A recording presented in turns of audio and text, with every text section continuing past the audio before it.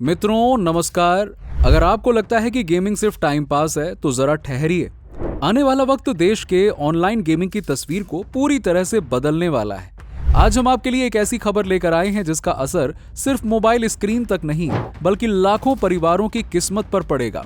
क्या ऑनलाइन पैसे वाले गेम्स बैन होंगे? क्या ड्रीम 11, MPL, रमी जैसे प्लेटफॉर्म्स पर खेल हमेशा के लिए खत्म हो जाएगा? इस वीडियो में हम इसी राज से पर्दा उठाएंगे।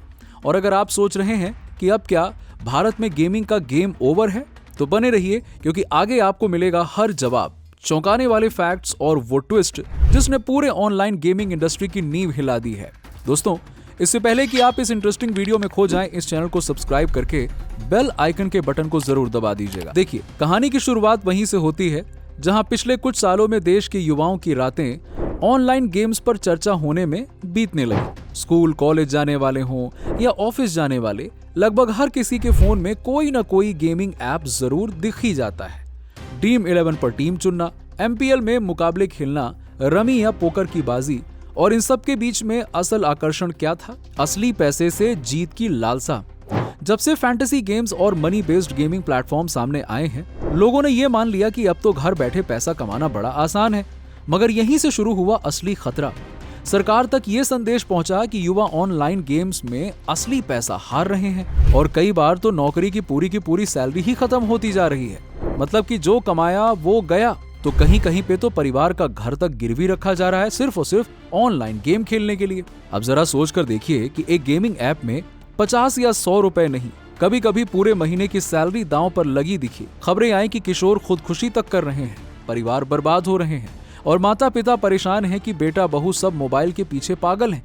एक कॉलर की आवाज गूंजती है, माँ मेरी पूरी तनख्वाह रमी में चली गई, और माँ के आंसू थमने का नाम नहीं लेते।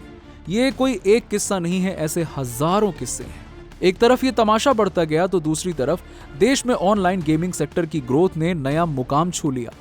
2025 में भारत का गेमिंग बाजार $3.7 बिलियन को छू गया और अनुमान है कि 2019 तक ये आंकड़ा $9 बिलियन तक पहुंच जाएगा। अब जरा सोच कर देखिए, इसमें 86% रेवेन्यू सिर्फ उन्हीं गेम से आता है जिनमें असली पैसा लगता है, यानी आपके और हमारे जैसे आम लोगों की जेबों से। इस सेक्टर में विदेशी कंपनियों ने भी भारी निवेश किया है, लेकिन अब सरकार ने ब्रेक मार दी है। IT मिनिस्टर अश्विनी वैष्णव ने लोकसभा में promotion and regulation of online gaming bill 2025 पेश कर दिया। इसका सीधा मतलब है कि अब कोई भी ऑनलाइन गेम जिसमें असली पैसे की एंट्री फीस लगे, उस पर सख्त बैन है। अब जरा सोच कर देखिए, एक ही झटके में ड्रीम 11, MPL, रमी सलकर, पोकरबाजी जैसे प्लेटफॉर्म्स के ऊपर बैन की तलवार लटक गई। सरकार का कहना है कि अब ऐसे गेम्स डेवलप करने, प्रमोट करने, वेबसाइट या ऐप एडवर्टाइज करने पर भी दंड लगेगा। अगर कोई नियम तोड़ेगा तो 3 साल तक जेल है, 1 करोड़ रुपए तक का जुर्माना और वेबसाइट ब्लॉक तक हो सकती है। अब इंडस्ट्री के लोग चिल्ला रहे हैं कि सरकार का ये कदम हजारों स्टार्टअप्स को बंद कर देगा। इतनी बड़ी इंडस्ट्री में हजारों फिनटेक और गेमिंग जॉब्स चली जाएंगी, विदेशी निवेशक भाग जाएंगे और 86% रेवेन्यू तो पहले ही खत्म हो जाएगा। कंपनियों को डर है कि बैन के बाद यूजर्स वैध ऐप्स छोड़कर अवैध ऑफशोर ऐप्स की तरफ भागेंगे, जिससे कि फ्रॉड और मनी लॉन्ड्रिंग और बढ़ जाएगी। सरकार को चाहिए कि प्रोग्रेसिव रेगुलेशन करे, सीधे सीधे बैन न लगाए। ऑल इंडिया गेमिंग फेडरेशन ने होम मिनिस्टर को पत्र लिखा है। वहीं दूसरी ओर सरकार का पक्ष साफ है, जनता खासकर युवा पीढ़ी का बचाव हमारा फर्ज है। मनी बेस्ड गेमिंग से एडिक्शन, घर के झगड़े, मेंटल हेल्थ प्रॉब्लम्स और फाइनेंशियल बर्बादी, इन सब से राहत दिलाना सरकार की जिम्मेदारी है। कपड़े बेच दिए और बेटा तो अब लोन लेकर गेम खेलता है। ऐसी सच्ची घटनाओं ने सरकार को सख्त फैसले के लिए मजबूर कर दिया। सरकार का कहना है कि अब नेशनल ई स्पोर्ट्स अथॉरिटी बनाई जाएगी, जहां ई स्पोर्ट्स यानी कि स्किल बेस्ड गेम्स को बढ़ावा दिया जाएगा, ताकि प्रोफेशनल गेमिंग टैलेंट देश में आगे बढ़ सके। यानी कहीं ना कहीं सरकार स्किल्स और चांस के खेल के बीच में फर्क करना चाहती है। स्किल गेम्स को हरी झंडी, मनी बेस्ड गैम्बलिंग को रेड कार्ड।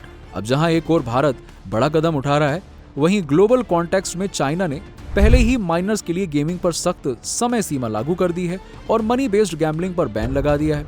अमेरिका में ऑनलाइन गैम्बलिंग को स्टेट लेवल पर रेगुलेट किया जाता है। कुछ राज्यों में फैंटेसी स्पोर्ट्स लीगल हैं और कुछ में नहीं है। इंग्लैंड में गैम्बलिंग में टैक्स वसूलने का तरीका अपनाया गया, लेकिन ई स्पोर्ट्स को अलग पहचान मिली है। लेकिन भारत में नया बिल सबसे सख्त और कड़ा माना जा रहा है क्योंकि ये सीधे तौर पर हर ऑनलाइन मनी गेम पर ब्लैंकेट बैन लगाने जा रहा है। अब सवाल यहाँ पे उठता है कि क्या पैसा जीतने की उम्मीद में अपनी जिंदगी दांव पर लगाने का खेल आगे बढ़ना चाहिए? सरकार ने इशारा कर दिया है, अब कोई माफी नहीं। फर्जी गेम्स, डबल मनी के झांसे और रातों रात अमीर बनने का सपना, ये सब अब बीते जमाने की बातें होंगी। हाँ, स्किल्स गेम्स खेलना है तो मैदान खुला है, लेकिन मनी गेम्स के लिए एग्जिट तैयार है। अब गेम नहीं, जिंदगी जीने का समय है। लेकिन क्या ये फैसला सही है?